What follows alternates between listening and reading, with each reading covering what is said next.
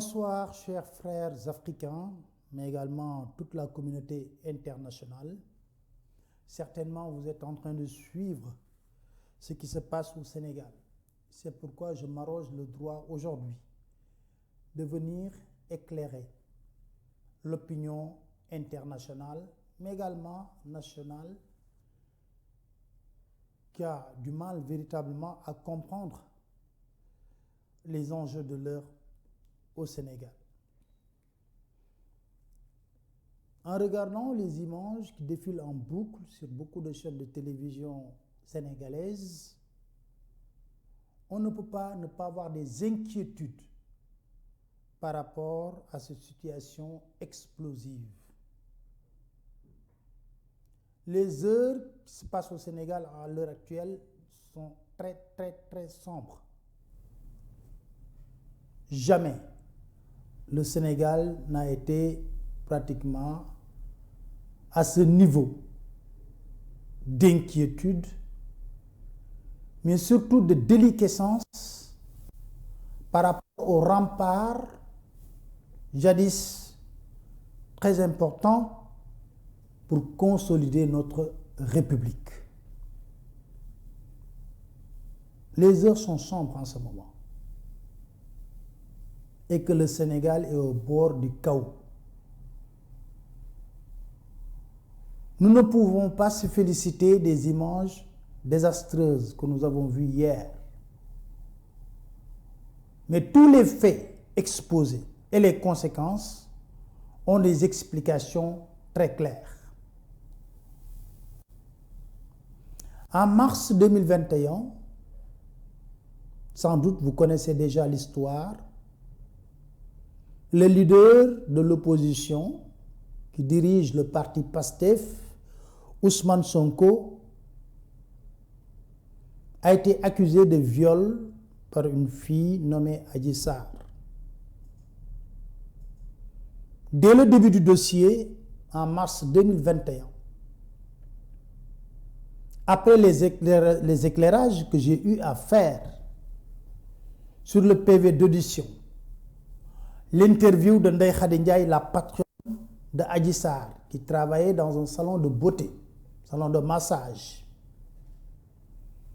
et qui déclare avoir prodigué à maintes reprises des massages à Ousmane Sonko. J'ai eu à faire son interview, l'interview de sa deuxième patronne, Madame Tal, et toutes les accusations sont tombées comme un château de cartes par rapport à ce dossier. Le certificat médical l'avait attesté à l'époque.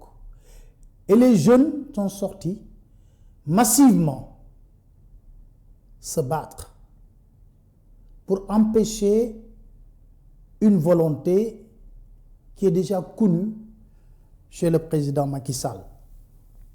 L'élimination systématique de tous ses adversaires politiques par la justice.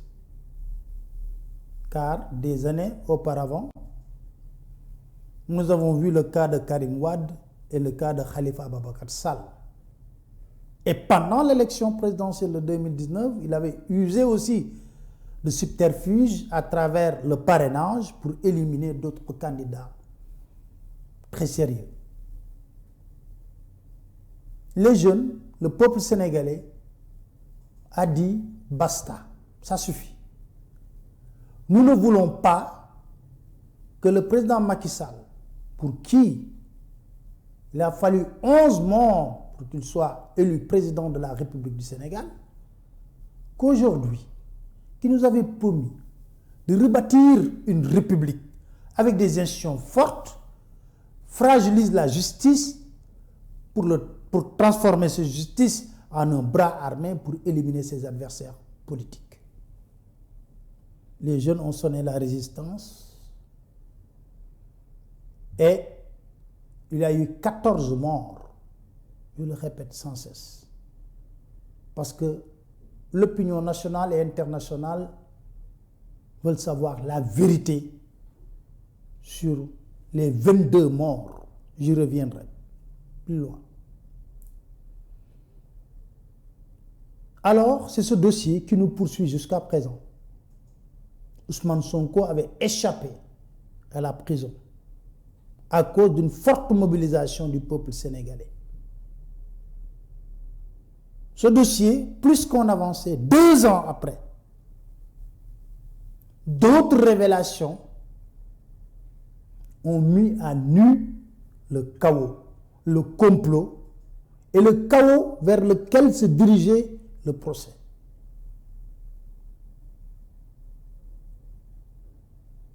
Beaucoup de révélations citant des personnes au cœur de la République, des partisans du président Macky Sall, comme ayant été les comploteurs dans ce dossier.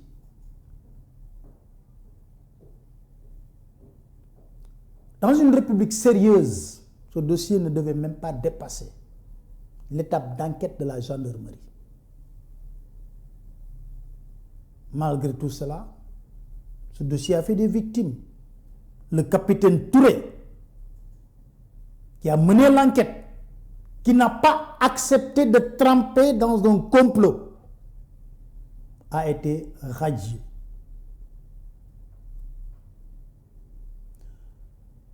Aujourd'hui, le dossier est tombé entre les mains du doyen des juges. Je disais tantôt que ce dossier, si on était dans une république sérieuse, dans un pays normal, on ne dépasserait même pas l'étape d'enquête.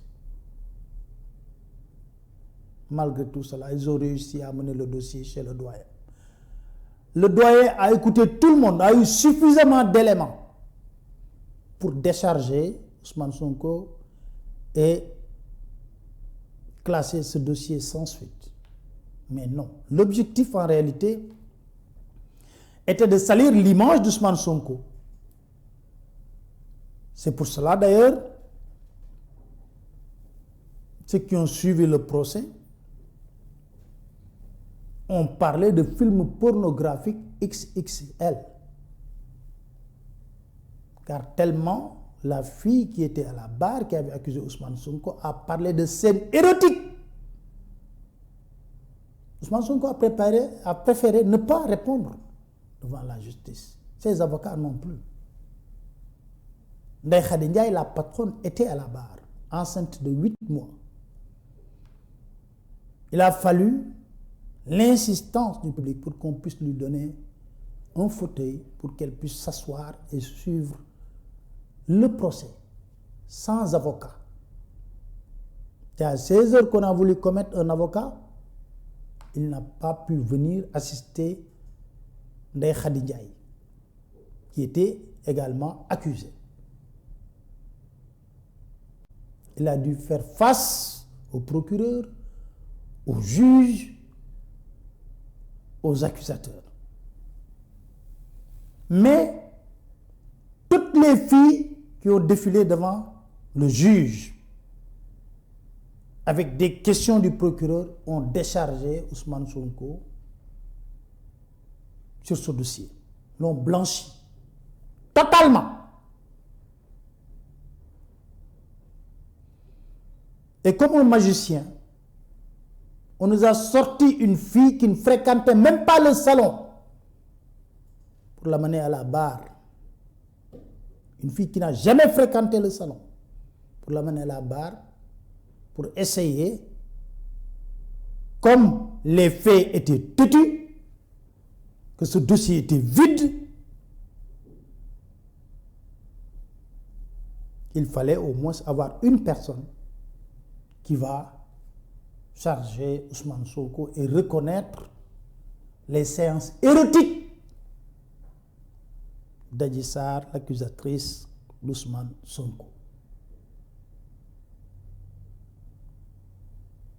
Alors, chers frères africains, voilà les faits. Je ne parlerai que de faits pour permettre à tout un chacun de se faire son propre jugement. Et vous allez comprendre pourquoi même ce dossier est vide. Il n'y a pas de quoi condamner Ousmane Sonko. L'objectif, c'était de salir son image. Le procureur, dans son réquisitoire, est allé même jusqu'à dire si la thèse du viol n'est pas confirmée, n'empêche, il faut condamner Ousmane Sonko pour corruption à la jeunesse. Pour corruption à la jeunesse. Autrement dit, lui, le procureur, il n'est plus sûr de la thèse du viol. Or, Ousmane Sonko a été traîné à la barre pour viol. Mais dans son réquisitoire, il dit, même si la thèse du viol n'est pas établie, n'empêche, il faut condamner Ousmane Sonko pour corruption à la jeunesse. Je m'en vais vous lire une réflexion intéressante d'un ami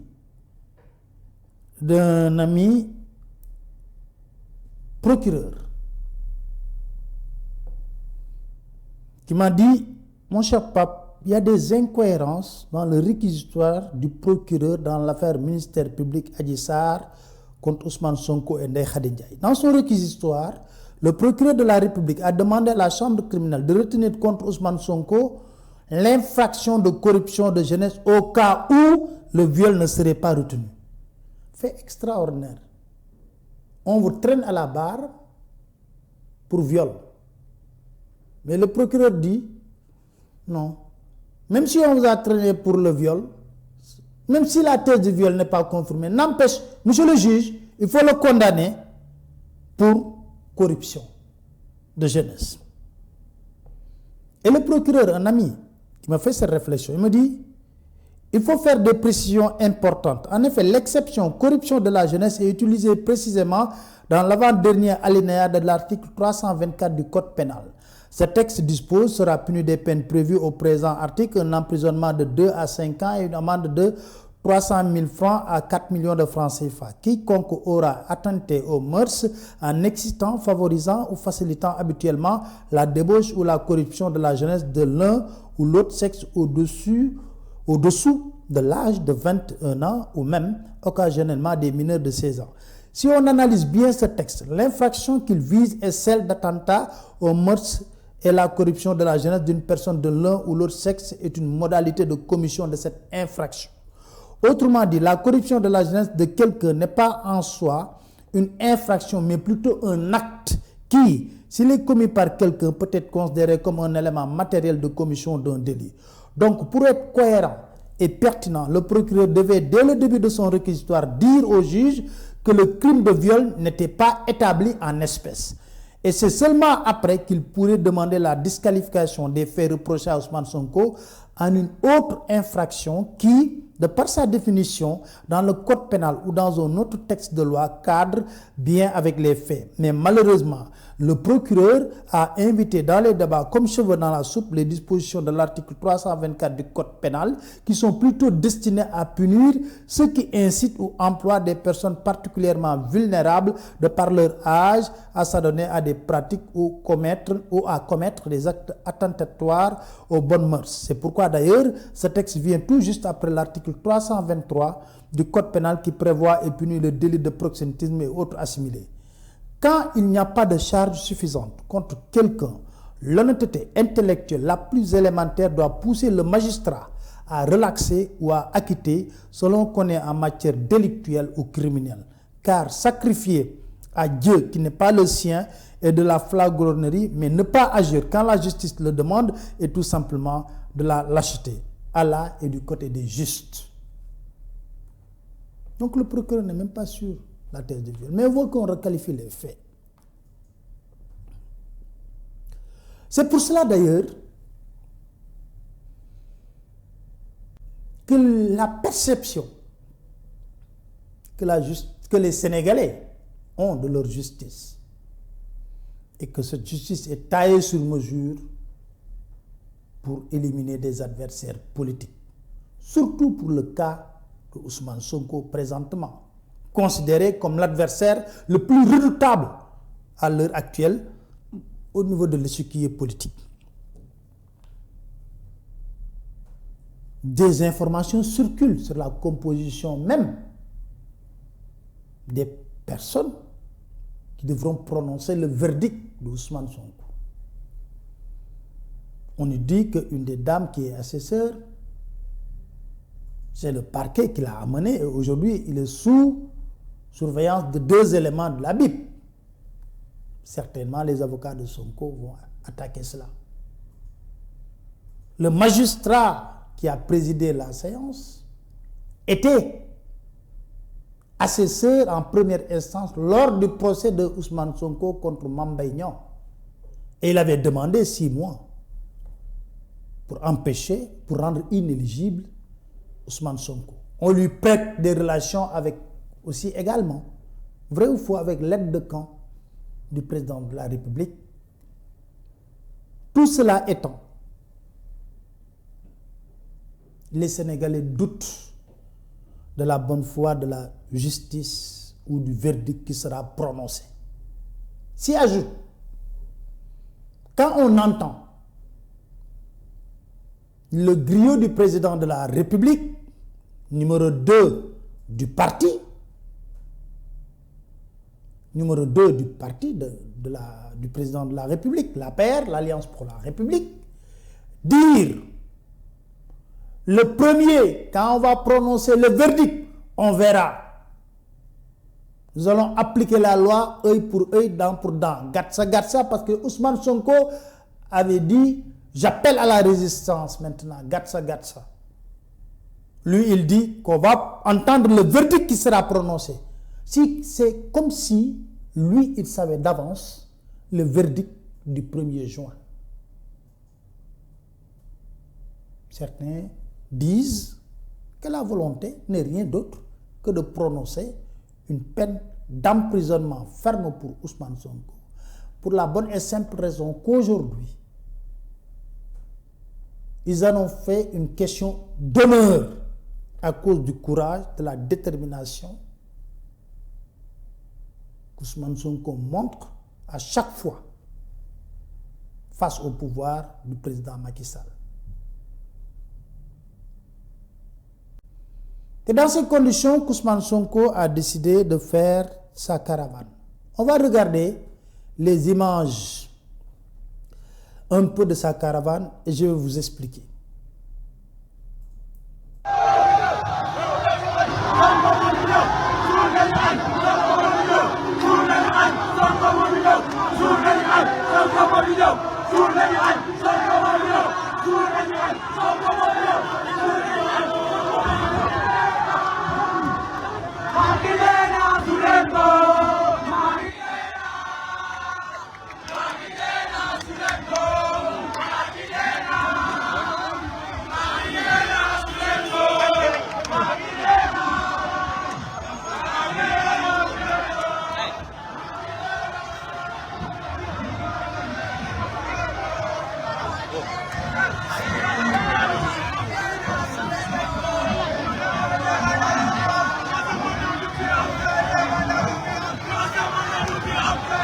Chers compatriotes d'ici et d'ailleurs, le président Ousmane Sonko, comme il l'avait annoncé, a débuté cette grande caravane de la liberté.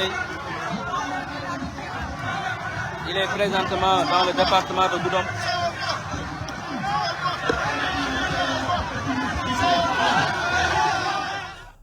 Cette caravane a été initiée par Ousmane Sonko qui a voulu quitter Ziguinchor, prendre la route et rallier Dakar. Et cette caravane portait le nom de caravane de la liberté pour montrer qu'il est un homme libre. Mais, fait extraordinaire, cette caravane quand même, drainée du monde. Il était accueilli en héros, en résistant par rapport au régime du président Macky Sall. Et tout le monde était d'accord avec sa démarche. Et ces militants et d'autres Sénégalais ont voulu, lors du passage de la caravane, exprimer leur soutien par rapport à Ousmane Sonko. Mais ce fait très médiatisé à travers les réseaux sociaux gênait fondamentalement le régime de Macky Sall. Pour la bonne et simple raison que les foules immenses que cette caravane drainait pouvaient quand même convaincre l'opinion internationale, l'opinion nationale, que c'est un redoutable adversaire qu'on ne pourrait pas éliminer dans des élections. Raison pour laquelle ils ont mobilisé beaucoup de personnes, des forces de défense de sécurité. Ils ont mobilisé également d'autres personnes pour arrêter cette caravane. Après l'étape de Vélingara, la décision a été prise en haut lieu avec les autorités sénégalaises, bien sûr, pour advienne que pourra stopper la caravane, attraper Ousmane Sonko et l'amener à Dakar. Alors, je vais vous montrer une vidéo de son arrestation pour commenter après cette vidéo. On regarde son arrestation.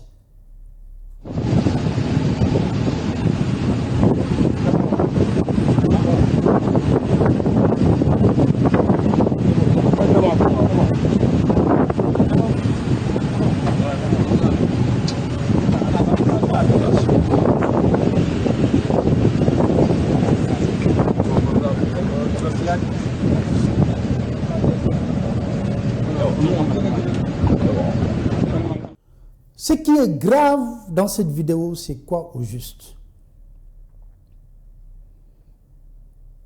On nous reproche d'avoir sorti des documents confidentiels. Je ne reviendrai pas. Raison pour laquelle, présentement, je suis sous contrôle judiciaire. On reproche aux journalistes de sortir des éléments, des documents confidentiels. Mais Sonko a été arrêté par les forces d'élite de la gendarmerie. GIGN. Ils ont mobilisé de manière exceptionnelle toutes les forces d'élite de la sécurité sénégalaise pour procéder à son arrestation. Lui-même, il a expliqué comment il a été arrêté. Vous pouvez aller regarder sa vidéo. Mais cette vidéo, obligatoirement, a été filmée par des gendarmes qui étaient sur place. Il faut qu'on explique aux Sénégalais comment cette vidéo est tombée entre les mains. Vous avez vu l'effigie Anita. Comment cette vidéo est tombée entre les mains d'un partisan du régime de Macky Sall et qu'on fasse fuiter cette vidéo partout dans les réseaux sociaux. Parce que seule la gendarmerie pouvait détenir cette vidéo. Il faut qu'on explique aux Sénégalais comment on a fait fuiter cette vidéo pour que cette vidéo tombe entre les mains d'une certaine Anita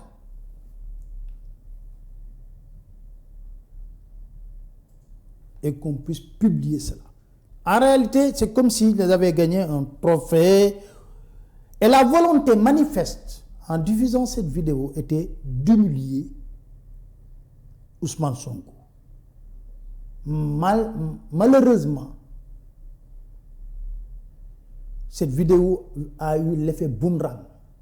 Ça a choqué plus d'un. Plus d'un. Sonko a été arrêté. Je ne reviens pas dans les conditions de son arrestation parce que lui-même, il les a expliquées. Vous pouvez regarder sa vidéo, son discours d'hier. Il a été conduit chez lui, à la cité Keur Gorgui. Et fait extraordinaire. Pour vous dire, souvent, je me pose la question, est-ce que nos autorités réfléchissent profondément avant de dire certaines choses? Et le soir, le ministre de l'Intérieur, M. Antoine Félix Diome, a déclaré solennellement sur un canal officiel, la radio-télévision sénégalaise, la RTS,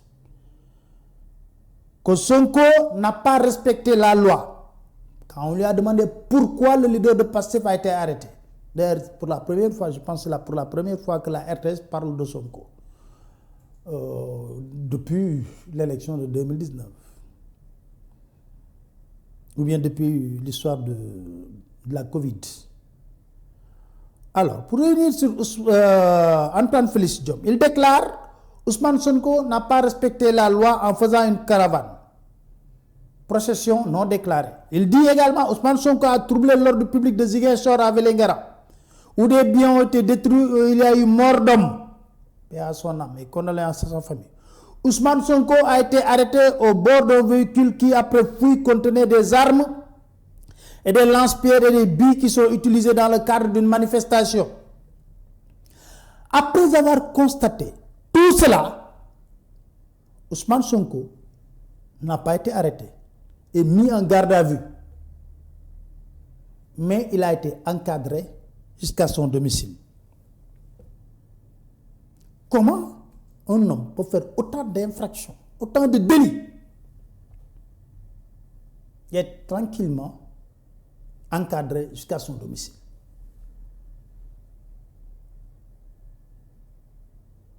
Et arrivé à son domicile, qu'est-ce que l'État du Sénégal a fait? Je pense qu'on peut regarder la photo de sa séquestration.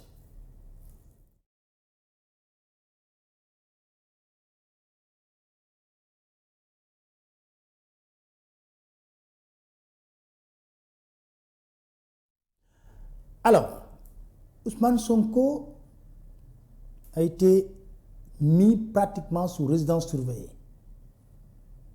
Ses épouses ne peuvent plus aller travailler. Ses enfants ne peuvent pas aller à l'école. Aucun membre de sa famille ne peut lui rendre visite. Ses partisans ne peuvent pas lui rendre visite. Hier, des députés de l'Assemblée nationale ont été bombardés de grenades lacrymogènes. Ces avocats sont partis tout à l'heure pour constater avec huissier. Ils ont été bombardés de grenades lacrymogènes. C'est des drones qui surveillent sa maison. Ils ont mis des brouilleurs un peu partout pour qu'ils ne puissent pas communiquer. Tout cela sur aucune base légale, ni une décision de justice, ni une décision administrative. Personne ne peut accéder au domicile d'Ousmane Sonko à l'heure actuelle. Il est enfermé chez lui. En fait, il est en prison. Est-ce que dans un pays démocratique, avec des lois, des textes, une institution forte, on peut tout simplement, parce que c'est la volonté du président de la République, mettre quelqu'un pratiquement en prison chez lui sans aucune décision de justice?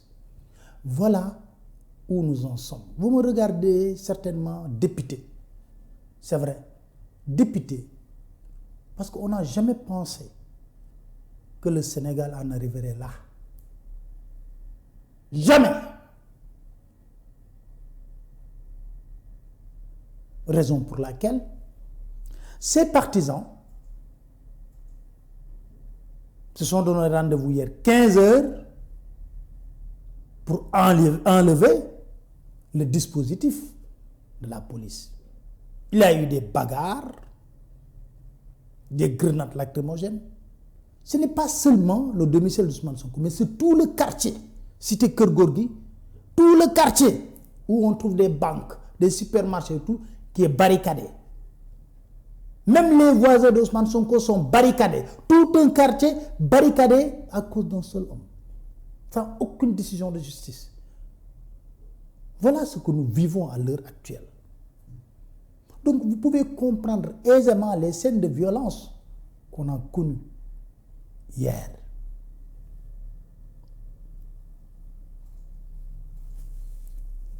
Les jeunes ont été pourchassés hier par les forces de défense et de sécurité surarmées qui sont malheureusement très fatiguées à l'heure actuelle. Et les jeunes sont sortis manifester. Et en guise de représailles, on décrétait œil pour œil, dent pour dent. Vous mettez Ousmane Sonko en résidence surveillée, nous allons attaquer les domiciles des autorités de ce pays. On ne le cautionne pas cela. Mais l'effet de foule, chaque sociologue le sait très bien, on ne peut pas le contrôler. C'est dans ces conditions qu'il y a eu hier des manifestations violentes. On s'interroge pourquoi les symboles de la France sont attaqués. La France cautionne toutes les violations des droits les plus élémentaires d'Ousmane Sonko en soutenant Macky Sall. Pour la bonne et simple raison qu'aujourd'hui, la France a intérêt que Macky Sall soit là. Parce que les entreprises françaises, l'établissement français, gagnent tous les marchés juteux du Sénégal. Et on n'arrive pas à comprendre le mutisme du gouvernement français sur les exactions terribles commises sur le peuple sénégalais. Nous en sommes aujourd'hui à 22 morts. Si on peut regarder les images des nervis, milices des mercenaires, si on peut regarder.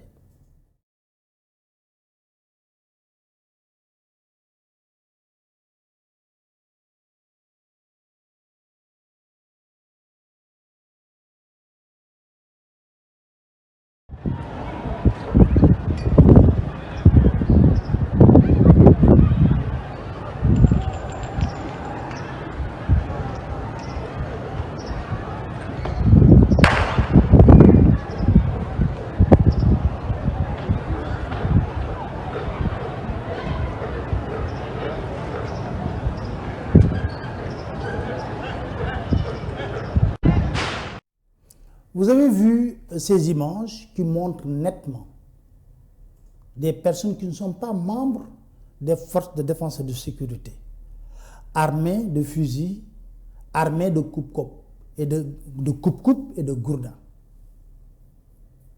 Ils embarquent dans une voiture.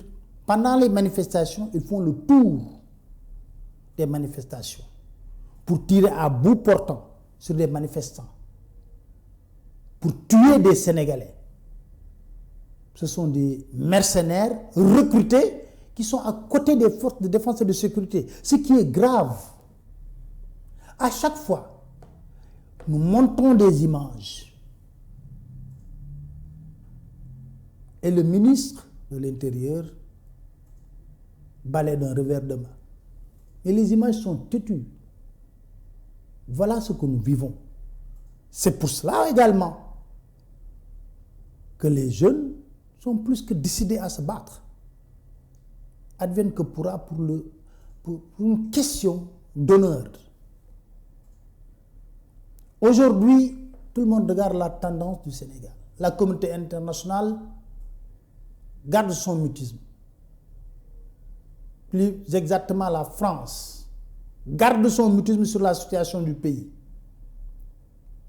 Effet extraordinaire, leur ambassade envoie des communiqués à leurs ressortissants pour leur dire ne fréquentez pas telle zone, telle zone, telle zone, telle zone. C'est parce que les représentants diplomatiques savent que la situation est explosive. Ce n'est pas une question d'Ousmane Sonko, non. Cela dépasse la personne d'Ousmane Sonko. C'est le peuple sénégalais qui n'accepte pas de passer d'un régime démocratique à un régime autocratique, où toutes les institutions s'abaissent devant un seul homme, où toutes les institutions s'abaissent devant un couple présidentiel, tout en gardant le mutisme. Raison pour laquelle le peuple sénégalais, car les militants de PASTEF ne sont pas aussi nombreux. On ne peut pas avoir des manifestations partout au Sénégal. Et ça risque d'aller crescendo avec ce qu'ils projettent. La condamnation, l'emprisonnement d'Ousmane Sonko. Avant que le verdict soit, Ousmane Sonko sera attrapé, amené dans un camp. Les forces de défense et de sécurité vont s'occuper des manifestations avec les milices et les mercenaires. Des Sénégalais vont être tués pour les apeurer. Après, la situation va se calmer. Voilà le programme tel qu'il est défini, qui circule d'ailleurs dans les réseaux sociaux, que je lis dans les réseaux sociaux. Voilà la situation de ce pays. Et au même moment, pendant qu'on persécute un leader politique qui incarne quoi qu'on puisse dire, aujourd'hui, cette volonté populaire exprimée par toute la jeunesse sénégalaise, on le persécute. Ces enfants ne peuvent pas aller à l'école, c'est choquant. Ces épouses également ne peuvent pas aller au travail, c'est choquant.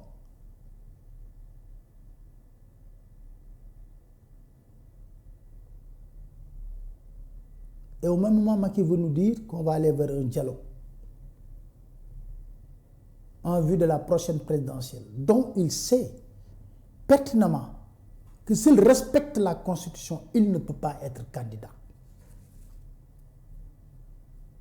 Il ne peut pas être candidat. Lui-même, pour des questions d'éthique, il l'a dit 4 ou 5 fois. On a vu ce qui s'est passé au Nigeria. Buhari sortant avec le nouveau président. La tête haute, Patrick Bombe, tout de blanc vêtu. Voilà ce que j'ai écrit la dernière fois sur Twitter. Les hommes d'État qui vont laisser à jamais leur nom gravé dans l'histoire ont cette chance, comme Buhari. Car l'histoire rattrape toujours, d'une manière ou d'une autre, les faits. Pour terminer, je m'en vais vous lire un article éditorial très intéressant. Je veux bien que vous m'écoutiez par rapport à cet éditorial de Kachorbi, notre grand frère, notre doyen, Mamadou Omar Ndiaye, qui écrit ce matin: c'est acté. Il pourrait bien s'offrir facilement la tête de ces pauvres gens. À eux, c'est en fait pour vous expliquer. Il a résumé tout ce qui se passe dans notre pays à travers son éditorial. Je reprends. C'est acté. Il pourrait bien s'offrir facilement la tête de ces pauvres gens. À eux, on ne leur applique jamais la loi. Il y a toujours des subterfuges pour les en éloigner. Ils ne sont jamais fautifs. Les coupables, c'est toujours les autres. Eux, ce sont des intouchables. Ça s'appelle de la malhonnêteté intellectuelle. Pendant que le ministre de l'Intérieur présentait les condoléances du chef à la famille du jeune Aliou Bodian, tué par balle à Kolda, le procureur de la capitale du Fouladou livrait quelques indices. Des véhicules genre pick-up non immatriculés dont les occupants désiraient saboter la caravane du leader de l'opposition étaient sur les lieux du crime. Toujours eux. Voyez par vous-même la chaîne de manquement de ceux qui sont censés protéger les citoyens que nous sommes. Ne vous en formalisez pas. Tous les droits leur sont permis et reconnus, même de tuer. À Tambacounda également, un comité d'accueil était présent pour refaire le portrait à ce vilain rebelle salafiste sous une forte surveillance policière. Le comité d'accueil était bien entendu les intouchables de l'armée mexicaine. La police avait déjà fait la toilette avec une vague d'arrestations dans les rangs des membres de la formation d'Oscar Sierra. C'est le nom qu'on donne à Ousmane Sonko. Tant pis pour ces misérables. À Kaffrine, pendant que le maire de la ville menait tranquillement une caravane, un comité d'accueil attendait celui qui perturbe les nuits du chef. Bougane, on l'a certainement confondu avec Oscar, subira la furie des jeunes de cette localité de l'intérieur du pays. Aucune arrestation ni mort. L'ennemi numéro 1, c'est l'autre. On ne peut supporter qu'il draine des foules alors qu'il est promis à la potence. Il faut lui faire subir la pire des humiliations. Arrêté avec des méthodes de voyous au mépris des lois du pays. Il a été amené manu militari à son domicile de Dakar. Des images prises à l'extérieur du véhicule de la gendarmerie, balancées aux membres de l'armée mexicaine qui n'ont pas hésité à jubiler. L'idée, c'était de l'humilier, comme lors de ce grotesque procès. Il faut être de très mauvaise foi pour admettre que la séquestration dont Oscar Sierra, Ousmane Sonko, est victime est légale. Il faut qu'on cesse de nous prendre pour des idiots.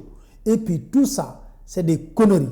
Mais quand tout le monde sera à bout de souffle, on fera appel à Alioune Tine, celui-là même que l'armée mexicaine considère comme un pyromane. Pour le moment, c'est leur bien qui crame. C'est très clair. Partout où Ousmane Sonko doit se rendre, il mobilise des mercenaires, des milices à côté des forces de défense de sécurité. Quand il y a mort d'homme, c'est fini. Le Sénégal en a connu 22 morts d'homme, 23 même, sans aucune commission d'enquête. Voilà. On regarde, on laisse faire. Quand il va y avoir le chaos, on va nous envoyer des émissaires qui vont parler. Oui, le Sénégal a connu une longue tradition de dialogue, de démocratie, en oubliant ces 22 morts, ces familles éplorées. Voilà ce que nous vivons présentement au Sénégal. Continuez à me suivre sur mes pages Facebook et Twitter, mais toujours aussi en s'abonnant sur votre chaîne YouTube Dakar Matin. Je remercie les frères africains qui nous apportent leur soutien, qui sont à côté de nous dans ces moments difficiles, ces heures sombres du Sénégal, dues tout simplement à l'ivresse du pouvoir. Merci et à très bientôt.